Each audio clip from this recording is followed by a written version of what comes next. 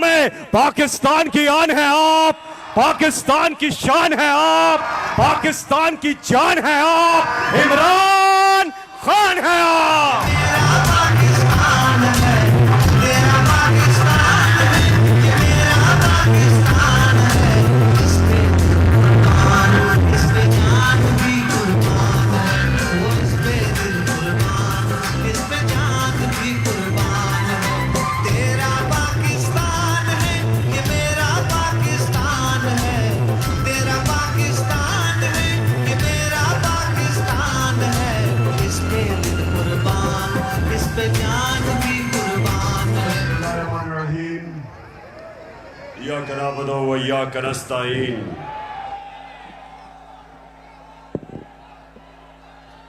मैं सबसे पहले अपने पिंडी के एमएनएस, मेरे एमपीज, मैं आप सबको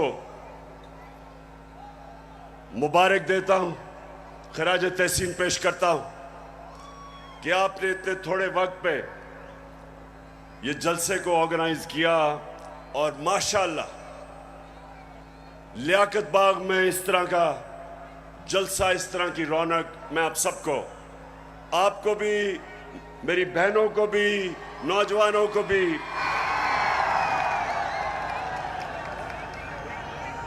अच्छा, आपने बड़ा संजीदा तरीके से मेरी तकरीर सुननी है, क्योंकि आज मेरे मुल्क में कैंपेन चल रही है और मैं उस कैंपेन के ऊपर भी आऊंगा। उस कैंपेन का एक ही मकसद है कि मेरी कौम को हकीकी तौर पे आजाद ना होने दो। मेरे नौजवानों, खास तौर पे आप, मैं भी बैठा आपको देख रहा था, मुस्तकबिल आपका है।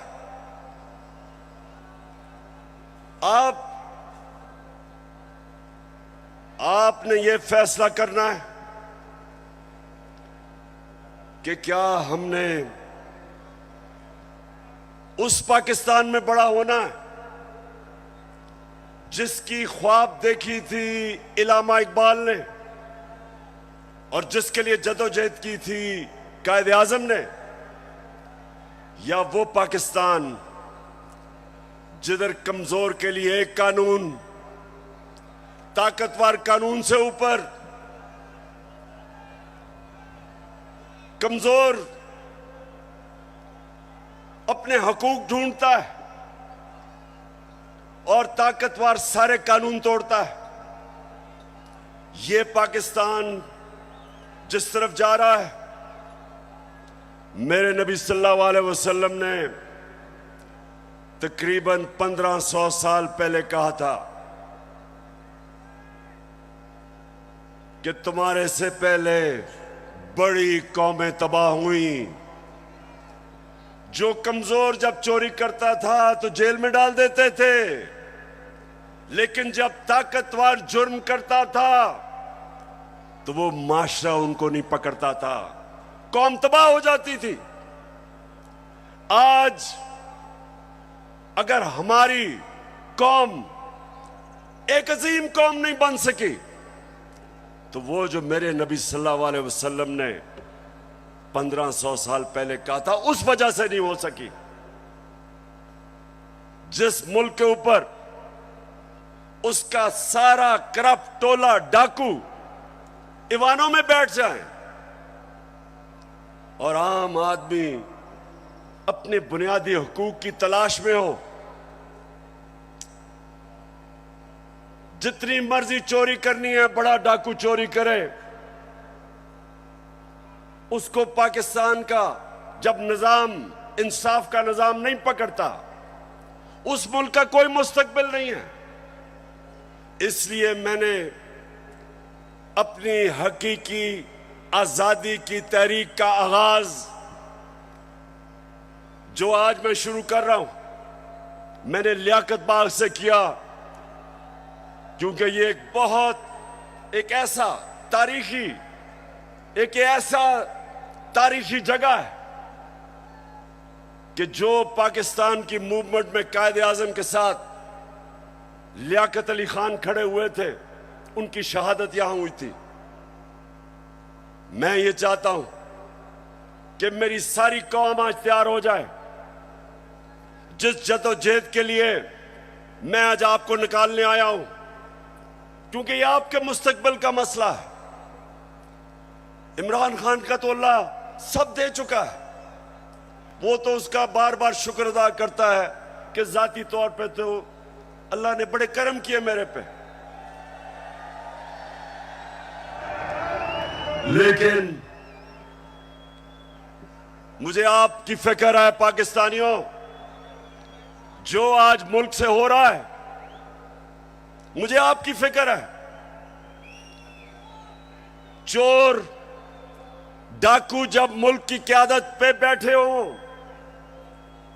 और यहां ताकत में वो लोग हों जो जाती मफादात के लिए और अपनी अना के लिए मुल्क के मुस्तकबिल को तबाह करते हैं, इनको सिर्फ अवाम की ताकत शिकस्त दे सकती है।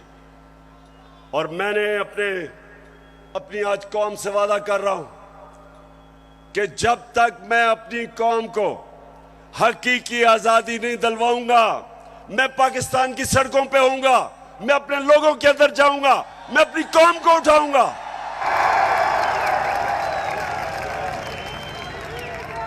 क्यों? नौजवानों सुनो, क्यों इमरान खान को हटाने की जरूरत पड़ी? क्यों बैरूनी साजिश? क्यों बैरूनी साजिश से इमरान खान को हटाया गया? जरा सुने वजह क्या थी। क्या इमरान खान मुल्क के पैसे चोरी करके बाहर बड़े बड़े महल्लात खरीद रहा था? क्या ये मुल्क के पैसे मनी लॉन्ड्रिंग कर रहा था? क्या लोगों की जमीनें चोरी कर रहा था, कब्जे कर रहा था,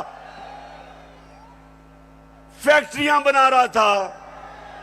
मैंने जितनी देर क़यादत की, इससे कम टाइम पे, जब नवाज शरीफ 1990 में आया था, 17 फैक्ट्रियां बना चुका था। 17 फैक्ट्रियां बना चुका था। मैं सिर्फ क्यों निकाला नवाज शरीफ को? क्यों निकाला? क्योंकि उसने चोरी की थी। लेकिन इमरान खान की रिजीम चेंज क्यों की गई? क्योंकि वो अमेरिका की नौकरी नहीं करना चाहता था। वो एक आजाद फॉरेन पॉलिसी बनाना चाहता था, जिसका मेरी बहनों और नौजवानों समझो आजाद फॉरेन पॉलिसी क्या होती है। वो फॉरेन पॉलिसी होती है जो अपने अवाम की बेहतरी के लिए होती है। जो फॉरेन पॉलिसी दूसरे मुल्कों के मफादात की हिफाजत करने के लिए होती है और अपने लोगों को दूसरों के लिए कुर्बान करने के लिए होती है, उस फॉरेन पॉलिसी के खिलाफ मैं आया था। मैं ये नहीं चाहता था कि अमेरिका की जंग में मेरी कौम जाए और 80,000 मेरे लोग उस जंग के अंदर कुर्बान हो अमेरिका के लिए। मैं नहीं चाहता था कि अगर आप अमेरिका अफगानिस्तान में यहां से हमारे ऊपर से कोई कार्रवाई करे, मैं नहीं चाहता था कि मेरा मुल्क मुलव्वस हो उसमें। क्योंकि मैं क्यों चाहूं कि अफगानिस्तान से हमारे ताल्लुकात खराब हो?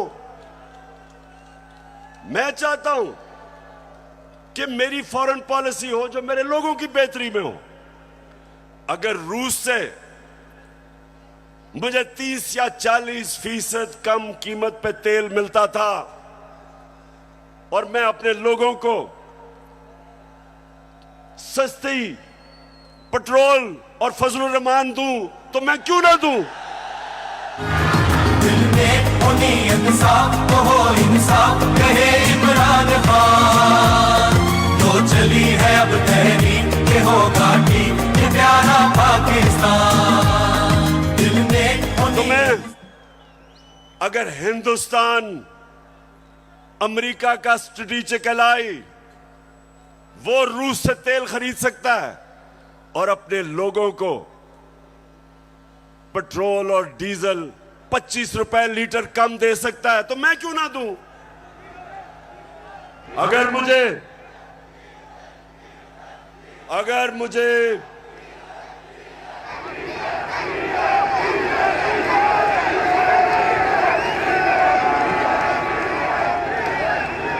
सुने नौजवानों, ये जरूरी है सुनना। देखें, अब आप समझ जाए, आजाद फॉरेन पॉलिसी है हिंदुस्तान की। उनका मुल्क सारे फैसले करता है अपने लोगों की बेहतरी के लिए। हमारे यहां जो गुलाम बैठे हुए थे, फैसले करते हैं दूसरे मुल्क के लिए, अपने लोगों को कुर्बान करते हैं। हम दूसरों की जंगों में शामिल होके अपने मुल्क की तबाही करते हैं। सबसे ज्यादा जो लोग बात नहीं करते, अमेरिका की जंग में जो कबायली इलाके के लोगों से जो जुल्म हुआ, जिस तरह सारा कबायली इलाका उजड़ा, 400 ड्रोन अटैक हुए, औरतें बच्चे मारे गए, उनकी जंग की वजह से 35 लाख कबायली इलाके के लोग नकल मकानी कर गए। कौन जिम्मेदार है? सिर्फ इसलिए कि यहां थोड़े साहिब इख्तिदार बैठे हुए थे जिनको थोड़े डॉलर मिलने थे, जिन्होंने थोड़े से डॉलरों के लिए अपने मुल्क को वो नुकसान पहुंचाया जो अभी भी कबायली इलाका नहीं उस नुकसान से बचा। दूसरी चीज, मैं हमेशा कहता था कि अफगानिस्तान में जो अमेरिका गया है, इसका कोई मिलिट्री हल नहीं है, डायलॉग से मसला हल होगा। और यह पसंद नहीं था उनको। और आखिर में मैंने, जब वो अमेरिका वहां से गया, तो उनके भी लोगों ने कहा कि जो मैं कहता था ठीक, लेकिन उनको पसंद नहीं है। उनको आदत पड़ी हुई थी शहबाज शरीफ जैसे गुलामों की, और नवाज शरीफ जो सदर ओबामा के सामने पर्ची पढ़ के थैंक यू कहता था।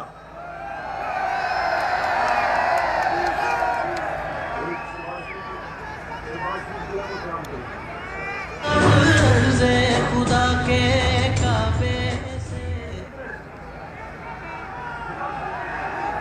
अच्छा सुने, अब ये बड़ा जरूरी है आपने सुनना, क्योंकि मैंने आज आपको खास आगाज करने आया हूं अपनी हकीकी आजादी की तहरीक, और मैं सबको तैयार करने आया हूं। तो सुनने आपने मेरी बात कि पहले तो हटाया क्यों, फिर इनको तकलीफ क्या हुई बाहर वाले मुल्कों को। पहली दफा पाकिस्तान का प्राइम मिनिस्टर OIC की मीटिंग में जाता है, यूनाइटेड नेशंस की जनरल असेंबली में जाता है, और क्या कहता है? कहता है कि मुसलमानों को बड़ी तकलीफ होती है जब हमारे नबी सल्लल्लाहु अलैहि वसल्लम की शान में गुस्ताखी की जाती है। आजादी राय की आड़ लेके सारे फोरम के ऊपर पहली दफा, बल्कि पाकिस्तान के लीडर ही नहीं, दुनिया में भी किसी मुसलमान लीडर ने यह बात नहीं की। और उसकी वजह से मुझे सबसे बड़ा फख्र यह है कि पहली दफा 2 मगरबी लीडर्स, रूस के प्रेसिडेंट पुतिन और कनाडा का जस्टिन ट्रूडो प्राइम मिनिस्टर, दोनों ने स्टेटमेंट दी कि आप आजादी राय की आड़ लेके हमारे नबी सल्लल्लाहु अलैहि वसल्लम की शान में गुस्ताखी नहीं कर सकते। यह कभी पहले नहीं हुआ। और 15 मार्च जो मुझे सबसे ज्यादा फख्र है, आप अगर मेरे से पूछे ना कि 3.5 साल में किस चीज में सबसे ज्यादा फख्र हुआ, 15 मार्च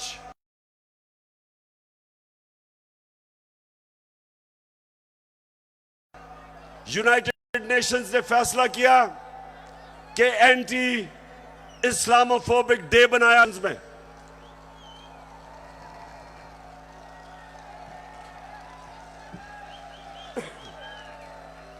तो मेरे पाकिस्तानियों, ये वो लोग जो आदी हुए थे, वो तिफल क्या गिरेगा जो घुटनों के बल चले, इनके आदी हुए थे,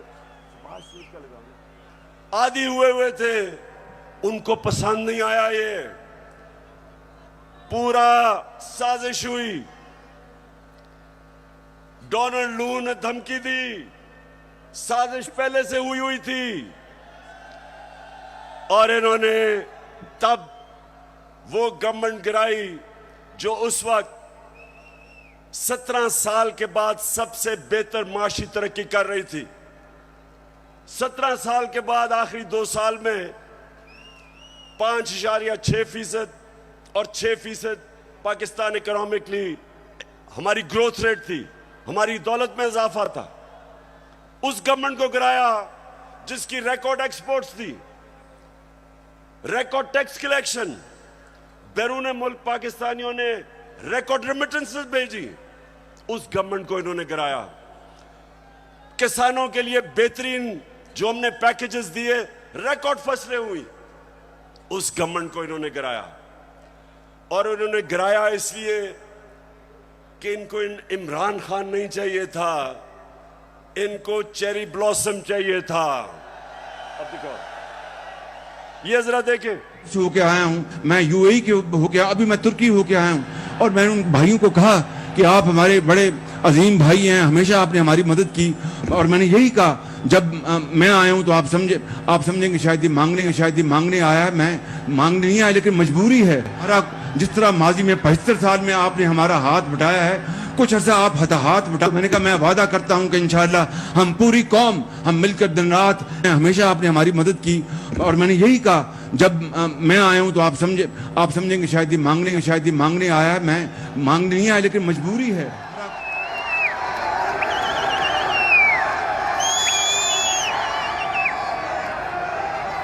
तो मेरे नौजवानों, मैं इसलिए आपके पास आया हूं, मैं भी मांगने नहीं आया, मैं आपको तैयार करवाने आया हूं कि अगर इस वक्त मेरी कौम खड़ी नहीं होगी, इस तरह के लोगों की गुलामी करेंगे जो कहता है कि जी हम तो भिखारी हैं, बेगर्स आर नॉट चूजर्स।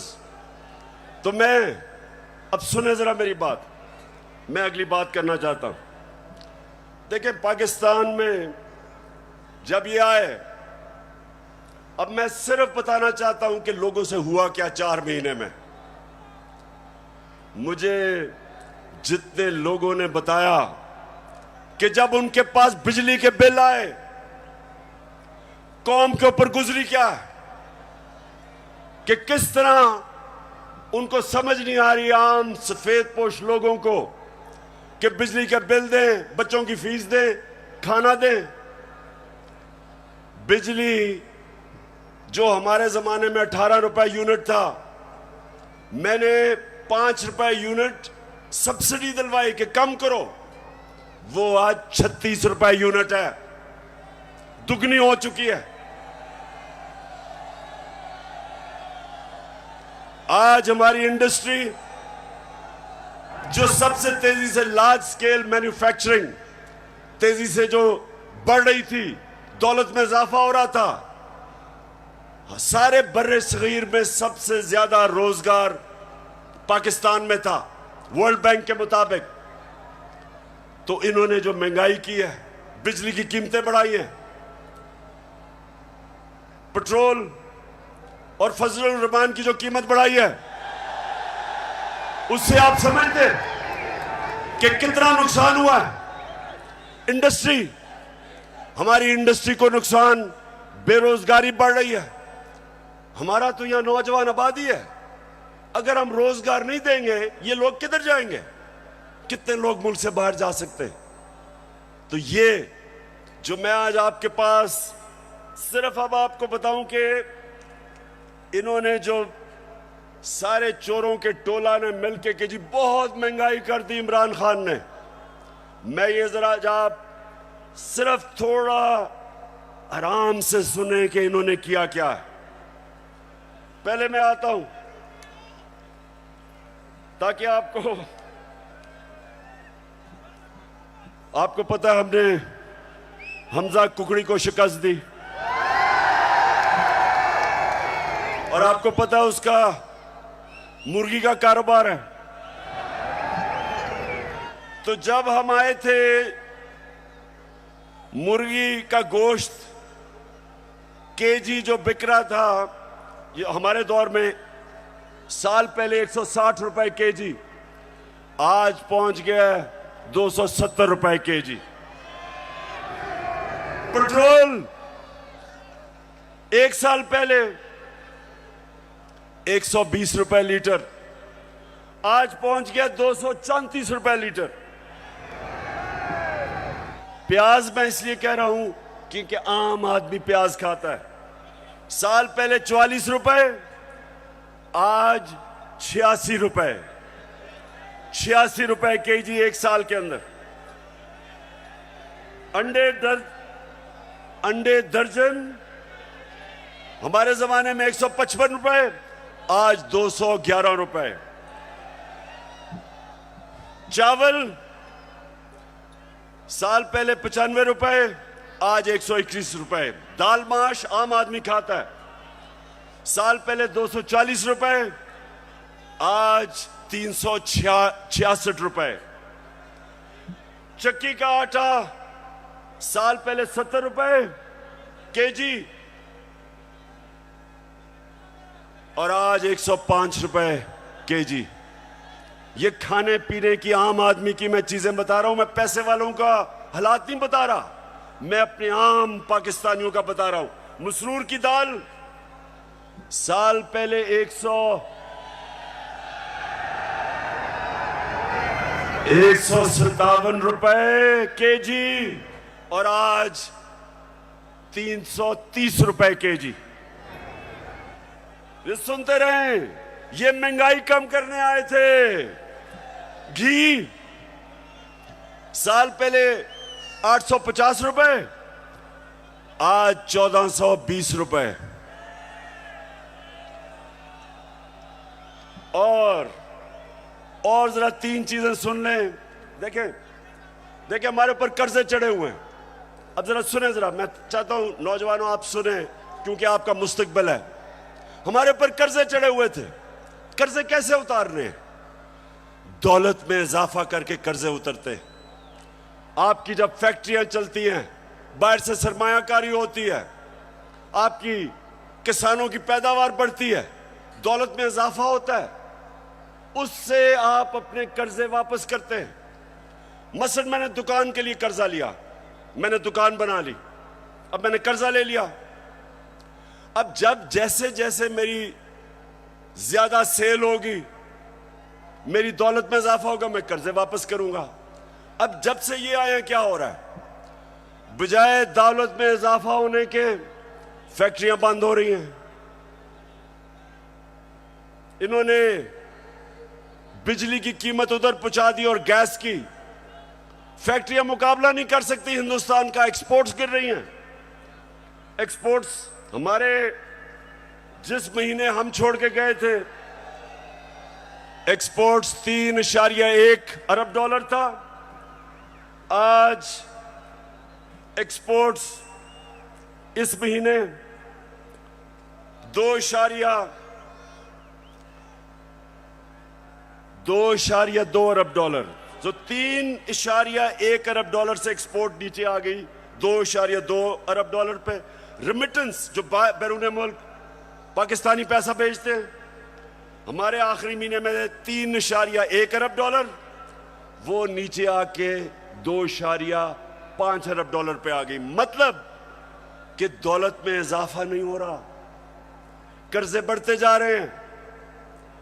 इनके पास हल क्या है? आर्मी चीफ से टेलीफोन करवा रहे हैं सऊदी अरेबिया को कि जी पैसे दे दो, क्योंकि इनको तो सारे समझते हैं कि चोर है ये, इनको तो पैसे कोई नहीं देता। तो आर्मी चीफ अमेरिका को कभी टेलीफोन कर रहा है, कभी यूएई को कर रहा है, कभी सऊदी को कि जी पैसे दे दो। तो इससे क्या होगा? वो तो कर्जे देंगे, कर्जे बढ़ते जा रहे हैं। कर्जे वापस कैसे कर रहे हैं? दौलत में तो इजाफा नहीं हो रहा। और इसलिए मेरे पाकिस्तानियों, इसलिए मैं इनको कहता हूं कि एक ही तरीका है इस मुल्क को इस दलदल में जो घुसा रहे हैं निकालने का, और वो है साफ और शफाफ इलेक्शन। एक ही रास्ता है। लेकिन ये सारे खौफजदा, इन्होंने जब हुकूमत गिराई, नौजवानों सुनो, हुकूमत जब गिरवाई, इनका ख्याल था पार्टी का जनाजा निकल गया। उसके बाद जब पब्लिक सड़कों पे आ गई, इन्होंने 25 मई को हमारे ऊपर जुल्म किया दहशत फैलाने के लिए। उसके बाद 17 जुलाई को बाई इलेक्शन हुआ पंजाब का, हमजा कुकड़ी फारग हो गया, हम जीत गए। सितम के कोहे गरा रूई की तरह उड़ जाएंगे हम महकूमों के पांव तले। ये धरती धड़ धड़ धड़केगी और अहले हुक्म के सहरुख पे जब बिजली कड़कड़ कड़केगी हम देखेंगे लाजिम है कि हम भी। तो जब 17 जुलाई धांधली के बावजूद ये जो इन्होंने चीफ इलेक्शन कमिश्नर बैठाया हुआ है, इसने पूरी खिदमत की मरियम की और हमजा की, पूरी कोशिश की, धांधली की, इंतजामिया इनके साथ, पुलिस इनके साथ। उसके बावजूद पाकिस्तानी कौम, पंजाब के लोग इतनी तादाद में निकले कि इलेक्शन हार गए धांधली के बावजूद। उसके बाद इनको और खौफ आ गया। उसके बाद इन्होंने एक और प्लान लेके आए। इन्होंने कहा अगर हम अब इलेक्शन करवाएंगे तो ये तो 2/3 अक्सरियत ले जाएगी तहरीक इंसाफ। डर गए, खौफजदा हो गए। फिर इन्होंने एक और प्लान बनाया, और प्लान बनाया कि तहरीक इंसाफ को क्रश करो। पाकिस्तान की जो सबसे बड़ी पार्टी, किसी ना किसी तरह इसको क्रश कर इलेक्शन तब तक ना कराओ जब तक पार्टी क्रश ना हो। और मैं बार बार आइन और कानून के बीच में रहता रहा। 25 मई को जो इन्होंने जुल्म किया, उसके बावजूद अगर मैं उस दिन डी चौक में, अगर मैं उस दिन वहां से अपना धरना खत्म ना करता, मुझे पता था कि शाम को खून होना है। मुझे पता है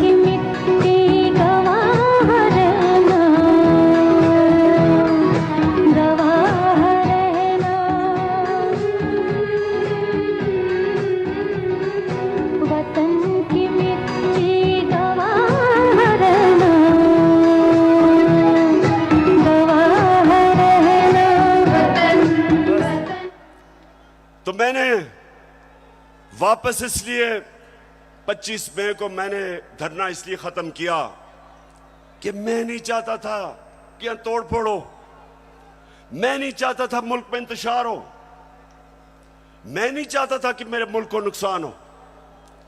और मुझे पता था कि जिस तरह पुलिस ने दहशतगर्दी की और रेंजर्स ने हमारे ऊपर जिस तरह रबर बुलेट चलाई औरतों बच्चों पे, मुझे पता था कि अगले दिन अगले दिन इंतशार होना था। मेरे ऊपर केसेस कर दिए, 16 FIR मेरे पे काट दी। उसके बाद इन्होंने क्या किया, जरा गौर से सुने ताकि मैं आपको अपना अगला लाएअमल बताऊं। इन्होंने किया क्या, इन्होंने उसके बाद फैसला किया कि तहरीक इंसाफ को दबाया जाए। हमारे वर्कर्स के ऊपर FIRs, धमकियां।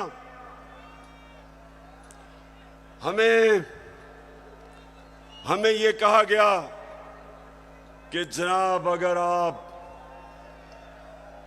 अगर आप किसी किस्म का, अगर आपने किसी किस्म का कानून तोड़ा तो सारा स्टेट की ताकत आपके ऊपर आ जाएगी। एक बहुत बड़ा इस्लामाबाद में तब्दीली भी हुई। एक मिस्टर एक्स उधर लाहौर में और एक मिस्टर वाई को इस्लामाबाद लाया गया हमें सीधा करने के लिए। देखें, मैं अब आता हूं जिस चीज के ऊपर मुझे सबसे ज्यादा तकलीफ है। इन्होंने शहबाज गिल को पकड़ा, अगवा किया, उसको पकड़ के अंदर ले गए, नंगा करके उसको मारा।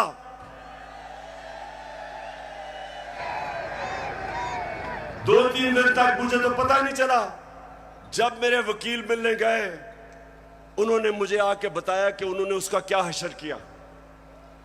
अब शहबाज गिल, जरा मैं सारे पाकिस्तानियों का तो जरा गौर से मेरी बात सुने। वो एक प्रोफेसर है, वो अमेरिका में कॉलेज में पढ़ाता है। वो अपने मुल्क के लिए आया कि यहां वो भी एक नए पाकिस्तान के लिए जद्दोजहद करेगा। उसका कितना बड़ा जुर्म था, कितना बड़ा जुर्म था कि पहले उसको उठा के उसकी गाड़ी का शीशा तोड़ा, उसको उठा के ले गए। उसके ड्राइवर की बीवी को उठा लिया, 10 महीने की बेटी उसको ले गए और उसको नंगा करके इन्होंने उसको मारा, उसकी तस्वीरें बनाई। जब वो ज़हनी तौर पे जब वो डिस्टर्ब हुआ तो उसकी तस्वीरें बनाई। मैं, वो लोग जिन्होंने ये किया, मैं उन सारों को आज उनसे मुखातिब हूं कि आप सोचें कि आपसे ये होगा, कभी हुआ तो आपके और आपकी फैमिली के ऊपर क्या गुजरेगी। सोचें, एक इंसान की आप डिग्निटी खत्म कर रहे हैं। उसको, जानवर भी इस तरह की हरकतें नहीं करते। अल्लाह कुरान में कहता है कि मैंने इंसान को वो सलाहियत दी है कि फरिश्तों से भी ऊपर बना दिया, लेकिन साथ वो ये भी कहता है कि जब इंसान गिरता है वो जानवरों से भी नीचे चला जाता है। ये जो इन्होंने किया है, ये जानवरों से भी नीचे चले गए हैं। खुदा के काबे से सब बुत उठवाए जाएंगे, हम रहले सफा। फिर झूठ बोला जाता है। सारे डरे हुए होते हैं। सुपरिटेंडेंट सच नहीं बताते कि उसके ऊपर तशद्दुद हुआ, छुपाने की कोशिश की जाती है। और मुझे जो अफसोस हुआ कि मैजिस्ट्रेट ज़ेबा, जब आपके सामने एक आदमी आया और तशद्दुद पुलिस कर चुकी थी उस पर, क्या आपको वापस पुलिस के पास उसको भेजना चाहिए था? आपको तफ्तीश नहीं करनी चाहिए थी? यह आपको इंसाफ का तकाजा था कि जब एक आपको नजर आ रहा था कि वो बिल्कुल टूट चुका था, जो उन्होंने उसे जुल्म किया था, उसके बावजूद वापस भेज दिया पुलिस के पास। और फिर कहते हैं जी किसी को तौहीन हो गई। ये आप, जो इतना बड़ा रुतबा है जज का, उससे आप इंसाफ नहीं कर रहे। और जो आईजी और डीआईजी इस्लामाबाद, इनके ऊपर, दोनों के ऊपर केसेस हमने दर्ज करवाए हैं, अब इनके ऊपर एफआईआर कटवाई है। और मैं सारी अपनी कौम को कहता हूं कि ये आजाद मुल्कों में ऐसी चीजें नहीं होती। सिर्फ गुलाम मुल्कों में, जिधर आपके हकूक नहीं होते, जिधर इंसाफ नहीं होता, जिधर आइन की और कानून की बालादस्ती नहीं होती, उन कौमों में ये होता है। वहां लोग गुलाम होते हैं, वो कभी ऊपर नहीं आ सकते।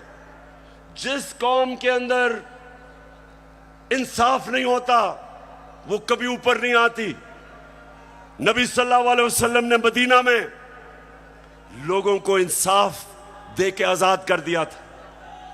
उन्होंने सबको कानून के सामने एक बराबर खड़ा कर दिया था। कोई ताकतवर किसी कमजोर पे जुल्म नहीं कर सकता था, इसलिए वो आजाद हो गए थे। हमारा हर जगह ये जो शहबाज गिल का केस है कि नवाज शरीफ ने उससे बहुत बुरी बातें पाकिस्तानी फौज के खिलाफ की है।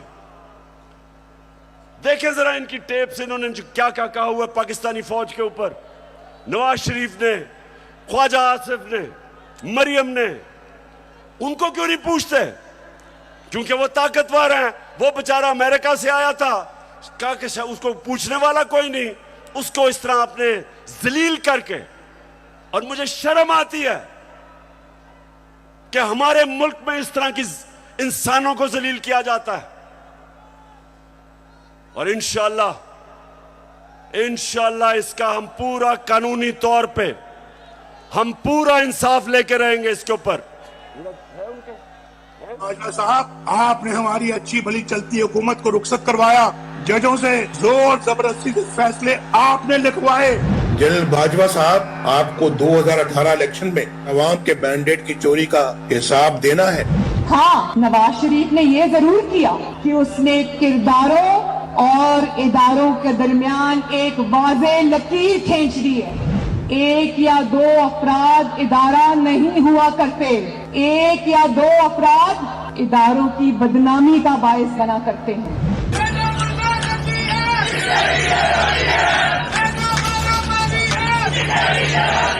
तुम हमें सियासत बतलाते हो, अपने हुदूद में रहो। इसराइल की नौकरी न किया करो। इसराइल के वजीफों पर पलने वाले जर्नलों, अपने हुदूद में रहो। बड़े बड़े रैंकों वालों से भी अपने आप को मुहतरम समझता हूँ, तो सीधे हो जाओ। और अगर बिगड़ोगे तो फिर अगर हम बिगड़ गए तो अफगानिस्तान में अमेरिका का क्या हश्र हुआ, खुदा की कसम यहाँ तुम्हारा वही हश्र होगा। और अभिनंदन की क्या बात करते हैं। मुझे याद है चीफ ऑफ आर्मी स्टाफ तशरीफ लाए, पैर कांप रहे थे, पसीने माथे पे थे। दफा के लिए ये पूरी इंप्यूनिटी के साथ अपना सीना चौड़ा करके डिफेंस बजट को क्लेम कर रहे हैं और मांग रहे हैं कौम से। कौम की हड्डियों से गोश्त तक जो है इन्होंने निचोड़ लिया है और उतार लिया।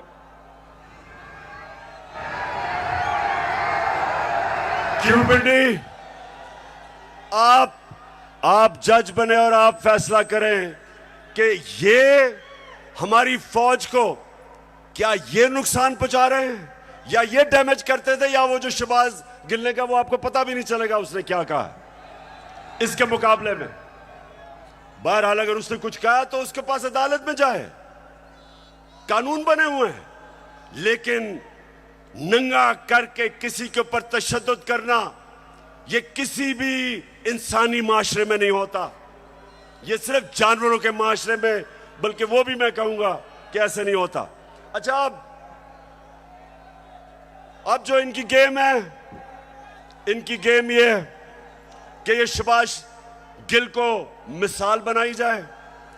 ARY जो कि हमारा मौकफ, तहरीक इंसाफ का मौकफ पेश करता था, जो पाकिस्तान की नंबर 1 चैनल बन चुकी थी, उसको सिर्फ इसलिए बंद किया गया कि जनाब किसी तरह तहरीक इंसाफ का मौकफ ना पेश किया जाए। पैमरा को इस्तेमाल, अब पैमरा भी आ गया। पैमरा कहता है कि जनाब इमरान खान की लाइव तकरीर नहीं हो सकती।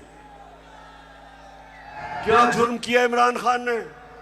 जुर्म ये किया है, सिर्फ जुर्म एक है कि वो कभी इन चोरों के टोले को तस्लीम नहीं करेगा। ये जुर्म है उसका।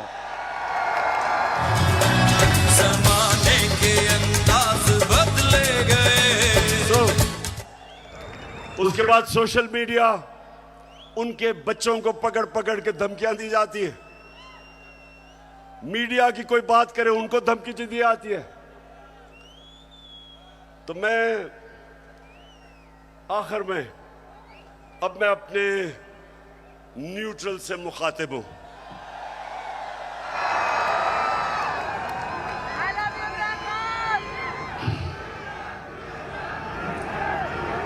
मैं सबसे पहले आपको यह बताना चाहता हूं, वो वाले जो 4 लोगों की इनकी स्टेटमेंट है ना,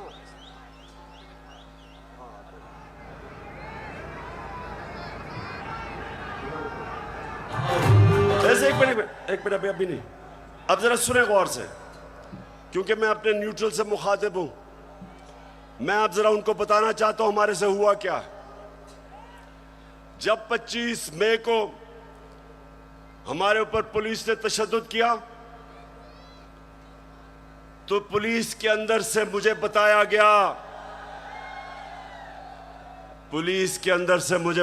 गया कि जनाब ये पीछे से हमें हुक्म था,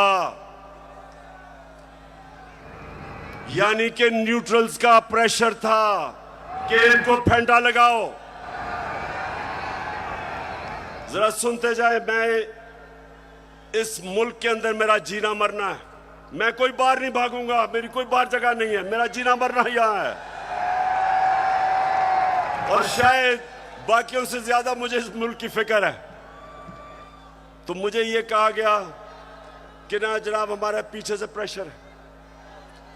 फिर ये जो चीफ इलेक्शन कमीशन हर फैसला हमारे खिलाफ दे रहा है, पूरा ये जो मुझे डिस्क्वालीफाई करने की कोशिश है, अंदर से पैगाम आता है कि जी मैं तो वो तो कुछ नहीं कर रहा, पीछे से प्रेशर है बूट का।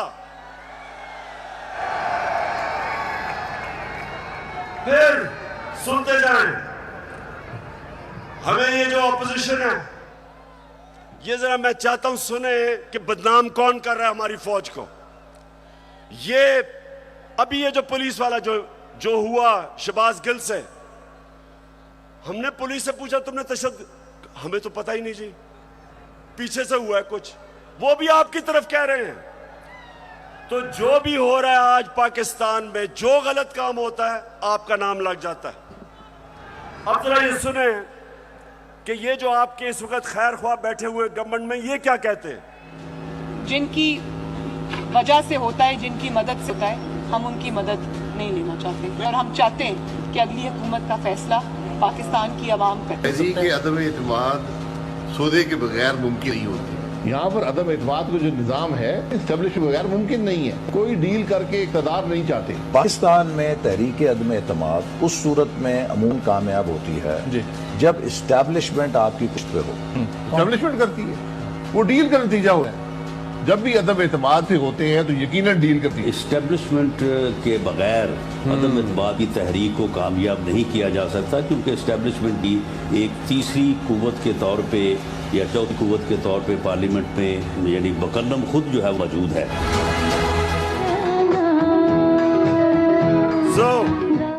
सो मैं ये सवाल पूछता हूं, कौन किसको बदनाम कर रहा है। और उसके बाद जरा सुनते रहे, हमें पैगाम आता है, मेरे घर से कोई मिलने आता है, उसको टेलीफोन आ जाता है एजेंसी से जी कि जी आप क्या करने गए थे। मेरे घर में लोग मिलने आ रहे हैं, पुलिस खड़ी है नीचे, उनके जूते उतार रही है। ये पुलिस नहीं कर रही, पुलिस हमें खुद बताती है कि पीछे से न्यूट्रल्स का हुक्म है हमें। तो मैं आज पूछता हूं कि क्या आप न्यूट्रल हैं या नहीं हैं, बताएं हमें। और अगर नहीं है तो क्यों इस मुल्क को इतना नुकसान पहुंचा रहे हैं। अगर इस इन लोगों के साथ आपने खड़ा होना है।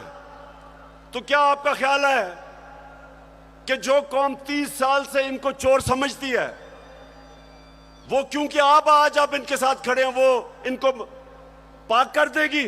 वो मान जाएगी कि ये नहीं, चोर नहीं है। आपको भी नुकसान पहुंच रहा है। मैं आज इसलिए कह रहा हूं सब कुछ कि मुझे पता है प्लान क्या बना हुआ है। जो मिस्टर वाई आया, मुझे पता है वो क्या प्लान बना के आया है कि मीडिया को दबाओ, आवाज बंद करो, इनको डराओ धमकाओ, शहबाज गिल को मिसाल बनाओ, इमरान खान को जेल में डाल दो। इमरान खान को जेल से कोई फर्क नहीं पड़ेगा। जो करना करो, जो करना करो। मैं अपनी कौम के सामने सारी कौम को इकट्ठा करूंगा, और अगर ये जो डिस्क्वालीफाई कर रहे हैं जी, फंडिंग केस या फलाना केस, जो भी आप करेंगे, आप अपनी कौम को नुकसान पहुंचाएंगे। क्यों? क्योंकि सबसे बड़ी पाकिस्तान में इस वक्त नेशनल लेवल पे फेडरल पार्टी तहरीक एक ही है, तहरीक इंसाफ। सारे पाकिस्तान में है, सारे सूबों में है। ये मुल्क को इकट्ठा रख सकती है। कभी फौज अकेला मुल्क को इकट्ठा नहीं रख सकती, नहीं तो ईस्ट पाकिस्तान को इकट्ठा रख सकते। पॉलिटिकल पार्टी जो सारे मुल्क में इंसानों को इकट्ठा करती है, वो मुल्क को मजबूत रखती है। उस पार्टी को कमजोर करने का मतलब पाकिस्तान को कमजोर करना है।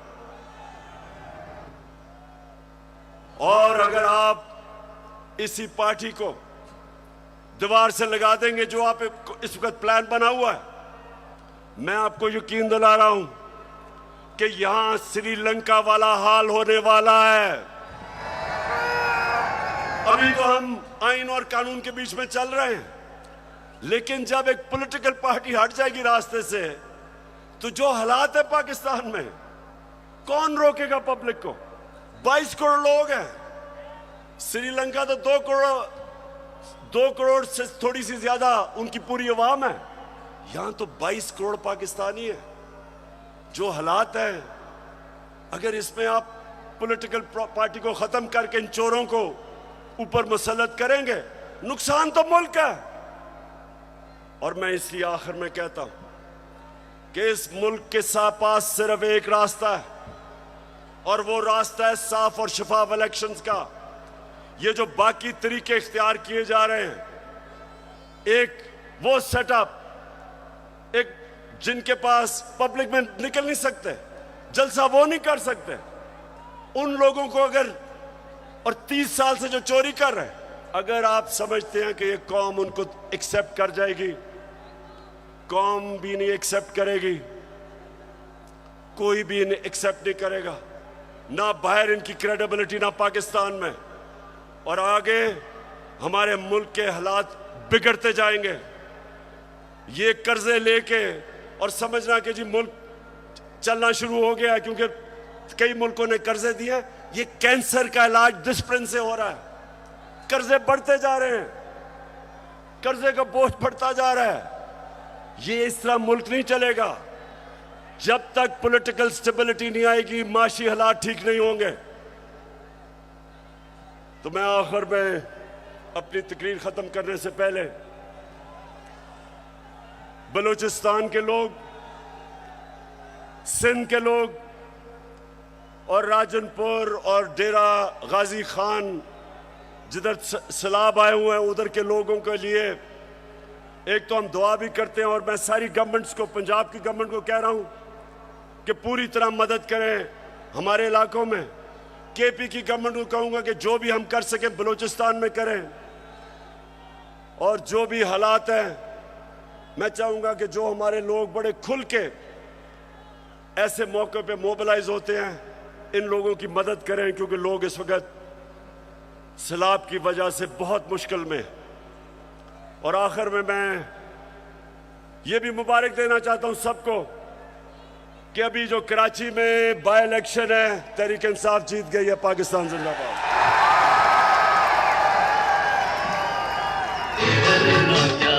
तेरे इश्क में जो भी डूब गया उसे दुनिया की लहरों से डर न जा तेरे इश्क में जो भी अल्लाह अल्लाह कर भैया अल्लाह ही से डर भैया अल्लाह अल्लाह कर भैया अल्लाह ही से डर भैया